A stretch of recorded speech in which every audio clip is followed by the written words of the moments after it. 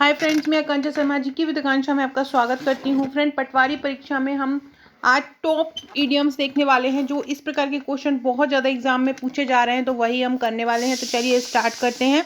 हिंदी अर्थ साहित्य, क्योंकि मैं हिंदी लिखी नहीं हूँ लेकिन मैं आपको बोलती जाऊँगी तो आपको बहुत अच्छे से समझ में आ जाएगा। और किस तरह से इडियम्स कुछ अलग आ जाते हो तो आपको किस तरह से उसको सॉल्व कर सकते हो वो भी मैं बताऊँगी। तो चलिए स्टार्ट करते हैं। देखिए पहला क्या लिखा है, डांस टू समवन्स ट्यून।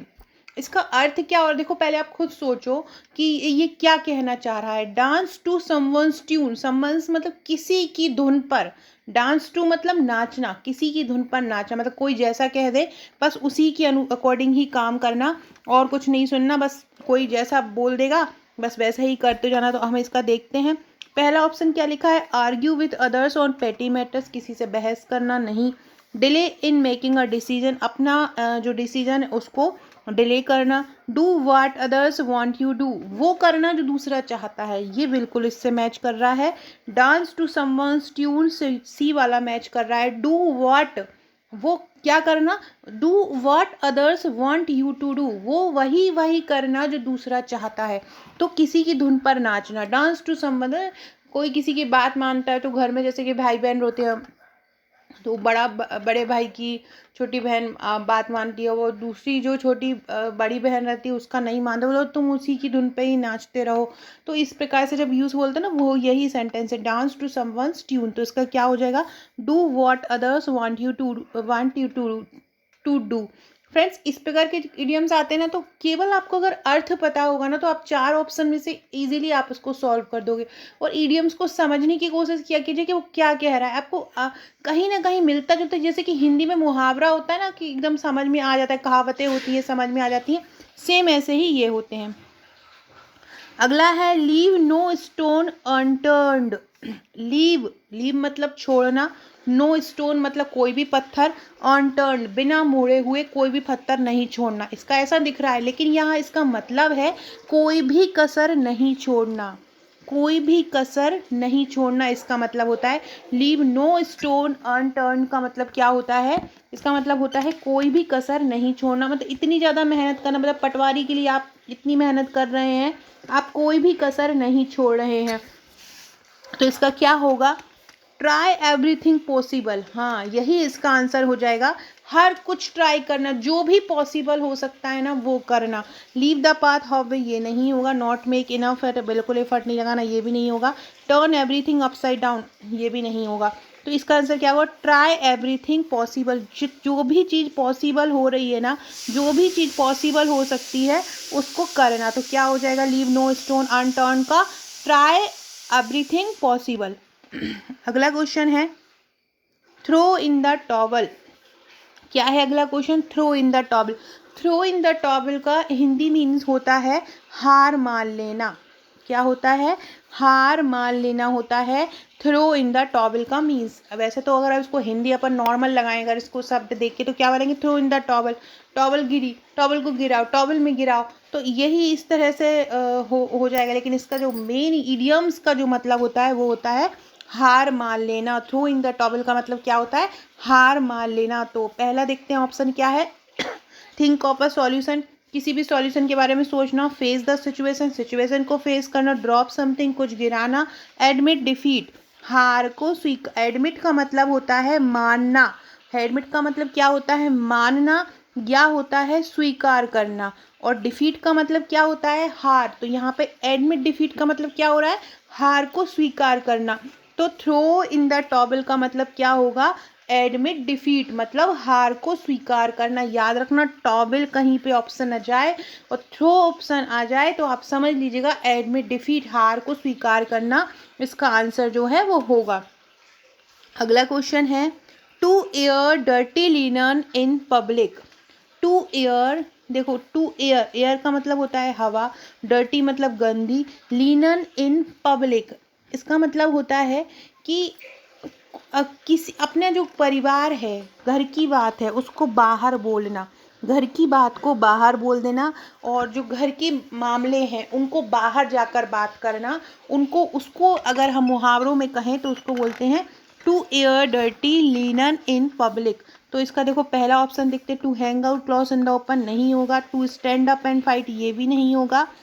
अगला है to discuss private affairs in public, ये हो जाएगा। To discuss private affair in public का ही मतलब होता है to air dirty linen in public, मतलब घर की बातों को बाहर बोलना, to air dirty linen in public.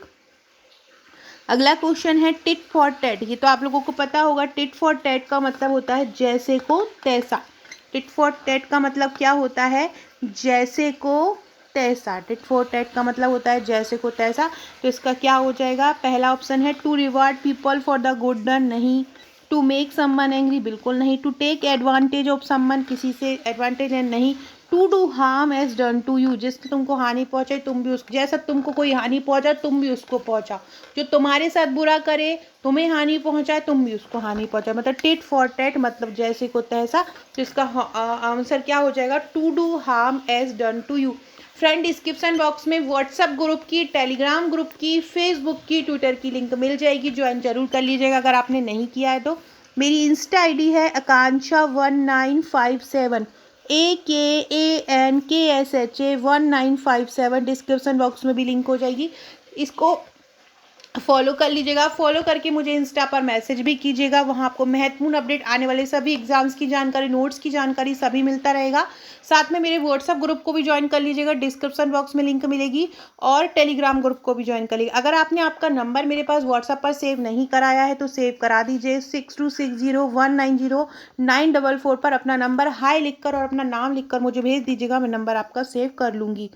अगला क्वेश्चन है बाइट योर टंग। इस बाइट योर टंग को क्या बोलते हैं, जबान संभाल कर बोलो, बोलते नहीं है कोई बुरा बोलता है तो बोलता है बाइट योर टंग, मतलब जबान संभाल के बात करो, जुबान संभाल के बोलो, तो उसको बोलते हैं हम बाइट योर टंग। अब देखो इसमें ऑप्शन क्या है, we impossible to be understood, कुछ भी चीज़ समझने में इम्पॉसिबल होना, ये तो नहीं होगा। दूसरा है get bruises in the mouth, अपने मुंह में बुरी बातें मत रखना। Talk for a long time, लंबी समय तक बात कर। Stop yourself from saying, जो तुम बोल रहे हो वो उसके लिए मुंह बंद कर लो, तो यही होगा स्टॉप। जो भी बोल रहे हो ना, फालतू की बकवास मत करो, जवान संभाल के बात करो। या stop yourself from saying, जो तुम कह रहे हो उसको चुप कर दो, उसको बंद कर दो। तो यही इसका आंसर हो जाएगा बाइट योर टंग का, stop yourself from saying. अगला है एस क्लियर एस मड, मतलब ऐसा क्लियर है जैसे कि कीचड़ होती है, ऐसा साफ है जैसे कि कीचड़ होती है। इसका मतलब क्या है, बिल्कुल ही अस्पष्ट, मतलब बिल्कुल साफ नहीं है, बिल्कुल क्लियर नहीं। एस क्लियर एस मड, ऐसा क्लियर जैसे कि कीचड़, मतलब एक व्यंग कर रहे हैं, ऐसा साफ है जैसे कि कीचड़ साफ होती है, मतलब बिल्कुल ही गंदा, बिल्कुल ही अस्पष्ट है। अब पहला ऑप्शन है ऑनेस्ट एंड लीगल, ये तो बिल्कुल नहीं होगा, ईमानदार और नैतिक। एक्सट्रीमली डर्टी, एक ये ऑप्शन है। अगला ऑप्शन है कंप्लीटली सूटेबल फॉर समवन, या impossible understand. Impossible to understand इसका आंसर होगा। अगर लिखा आता है एज क्लियर एज मड, मतलब बिल्कुल भी साफ नहीं, बिल्कुल क्लियर ही नहीं, बिल्कुल समझ में ही नहीं आ रहा है, तो यही इसका ऑप्शन हो जाएगा, इम्पॉसिबल टू अंडरस्टैंड। अगला है spill the beans. Spill the beans, spill the beans का मतलब होता है सीक्रेट खोलना, भेद खोलना, सीक्रेट बताना, तो उसको हम क्या बोलते हैं, स्प्रिट द बीन्स बोलते हैं। क्या बोलते हैं, स्पिल द बीन्स बोलते हैं उसको, सीक्रेट बताने को। तो इसको देखो, इसमें ऑप्शन में क्या है, रिवील अ सीक्रेट, यही पहला ही आंसर हो जाएगा। सीक्रेट बताना, सीक्रेट पता करना, ये गुप्त बात को प्रकट करना, तो ये इसका मतलब होता है spill the beans. Friends new है चैनल पर तो चैनल को सब्सक्राइब जरूर कर लीजिएगा। The crux of the matter, the crux of matter का मतलब होता है मामले की जड़। द क्रक्स मतलब होता है जड़, और द मैटर मतलब क्या होता है, मामला। तो the crux of the matter मतलब क्या होता है, मामले की जड़। तो इसमें ऑप्शन देखो, the larger issue, the unknown point, the interesting thing, the critical point. तो मामले, जो बिल्कुल मामले मेन जो चीज पॉइंट होता है ना, उसको हम बोलते हैं क्रिटिकल पॉइंट। सबसे मेन जो चीज है ना वो यही है, यही चीज है, तो उसको हम बोलते हैं क्रिटिकल पॉइंट। तो इसका क्या हो जाएगा, क्रिटिकल पॉइंट हो जाएगा किसका, the crux of the matter का, the crux of the matter का क्या हो जाएगा, द क्रिटिकल पॉइंट हो जाएगा। फ्रेंड्स कमेंट जरूर कीजिएगा, जो लोग भी मेरे वीडियोस पसंद करते हैं कमेंट जरूर किया कीजिए। कमेंट के थ्रू ही मैं आपको जानने लगती हूँ कि कौन कौन मेरे स्टूडेंट हैं। बहुत सारे इस पटवारी के एग्ज़ाम के दौरान बहुत सारे नए स्टूडेंट जुड़े हैं, और जो लोग जुड़े तो बहुत सारे हैं, लेकिन मैं उन लोगों को ही जान पाई हूँ जो लोग कमेंट करते हैं, रेगुलर कमेंट करते हैं। तो आप लोग भी अगर वीडियोस मेरे पसंद आते हैं तो ज़रूर मेरे को कमेंट ज़रूर किया कीजिए, और जो भी आप वीडियो चाहते हैं या जो भी कहना चाहते हैं वो कमेंट में ज़रूर लिखा कीजिए।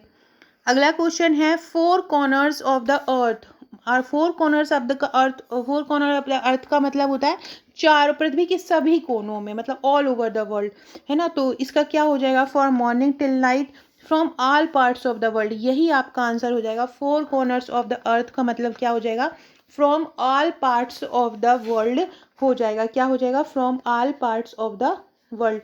फ्रेंड इस प्रकार के क्वेश्चन पूछे ही जा रहे हैं, हर बारी हर एग्ज़ाम में ही ये पूछे जा रहे हैं। मतलब कोई भी आपको ईडियम्स दे देते हैं, कोई भी आपको या एंटोनिम्स वगैरह भी दे देते हैं। मैंने बहुत सारे एंटोनिम्स के मीनिंग भी आपको बताए हैं, तो वो इस प्रकार के मीनिंग को ज़रूर कर लीजिएगा आप लोग, क्योंकि और कोई भी जैसे कि कोई न्यू वर्ड भी आए तो उसको समझने की कोशिश किया कीजिए कि इसको कैसे आप इसको कर सकते हैं। अगला क्वेश्चन है, फ्रेंड्स ये मेरी इंस्टाग्राम आईडी लिखी हुई है, सब इसको फॉलो ज़रूर कीजिएगा। अगला क्वेश्चन है, हैंगिंग वाया थ्रेड, देखो इसका मतलब क्या देख रहे हैं, एक धागे पे लटका हुआ। अब कोई चीज़ धागे पे लटकी होगी तो ये बहुत ज़्यादा ही परेशानी वाली स्थिति में होगी। अब हैंगिंग है मतलब बहुत ज़्यादा क्रिटिकल कंडीशन में होगी। हैंगिंग वाया थ्रेड का मतलब होता है बहुत ज़्यादा क्रिटिकल कंडीशन में, क्या होता है, बहुत ज़्यादा क्रिटिकल कंडीशन में होता है। तो इसका देखो इसमें क्या हो रहा है, इन अ सॉरी और humble state, be extremely weak, unable to act as desired, be in dangerous situation. Very good, यही आंसर होगा, we in a dangerous situation, be in a dangerous situation होगा। हैंगिंग मतलब धागे पे टंगा है एक व्यक्ति, तो बहुत ज़्यादा डेंजरस स्थिति, क्योंकि धागा तो कभी भी टूट सकता है, मतलब कैसी स्थिति में है, डेंजरस। फ्रेंड्स एक कमेंट बॉक्स में आंसर बताइएगा कि डीमोलिश का सिनोनिम्स क्या होगा, डीमोलिश का सिनोनिम क्या होगा, ये मुझे कमेंट बॉक्स में आप लोग ज़रूर आंसर बताइएगा कि डीमोलिश का सिनोनिम्स क्या होता है।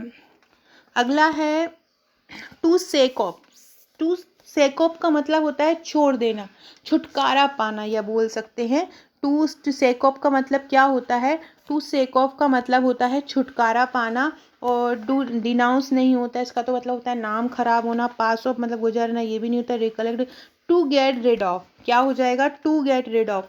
टू सेक ऑफ मतलब होता है छुटकारा पाना, और इसका आंसर क्या हो जाएगा, टू गेट रिड ऑफ, इसका आंसर हो जाएगा। क्या हो जाएगा, टू गेट रिड ऑफ, इसका आंसर हो जाएगा।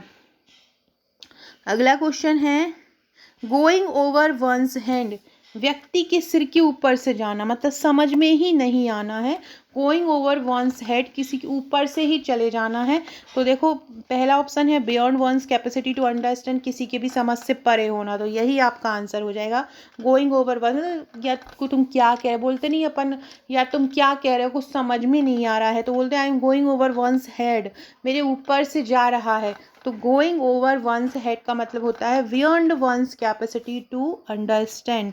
अगला क्वेश्चन है, मेड एज अ हैटर, क्या है, मेड ऐसा एज अ हैटर, इसका मतलब होता है सिरफिरा।